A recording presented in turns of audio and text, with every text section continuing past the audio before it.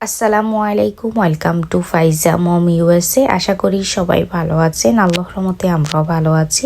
তো আজকে পিঠা উৎসবের মেইন পার্টটা নিয়ে চলে এসেছি আপনাদের সাথে শেয়ার করার জন্য।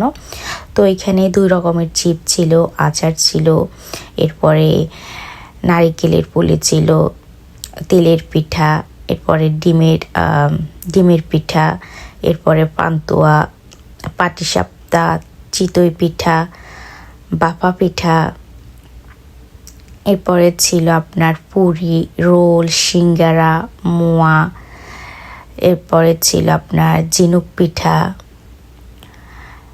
এরপরে শনপাপড়ি, ফুলঝুরি পিঠা, আর কত পিঠার নাম বলবো আমি জানি না। তো পিঠা বানিয়েছি যে বলে শেষ করার মতো না।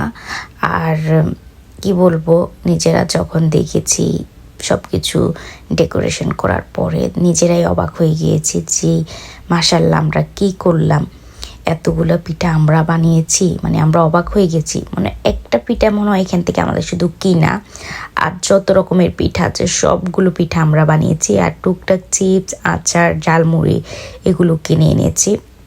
আর এখানে খাবারের আয়োজন করা হয়েছে, আবার চিংড়ি মাছ ছিল, হাঁসের মাংস ছিল, পুডিং, মিষ্টি, সাদা ভাত, 5 রকমের ভর্তা, এরপরে চিকেন কোফতা। তো দুপুরের খাবারটা আমরা শুরু করলাম রাত্রে 7টা বাজে। যেখানে আমাদের দুপুরের খাওয়ার কথা ছিল সেখানে আমরা রাত্রে খাবারটা শুরু করেছি।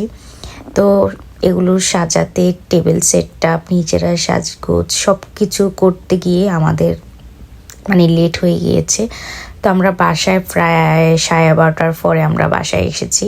মানে এত আরও সময় থাকা যাইতো, কিন্তু আমার মেয়ে জানি না কী হয়েছে, ও অনেক বেশি কান্না করতেছিল, তো না পেরে তারপরে বাসায় চলে এসেছি।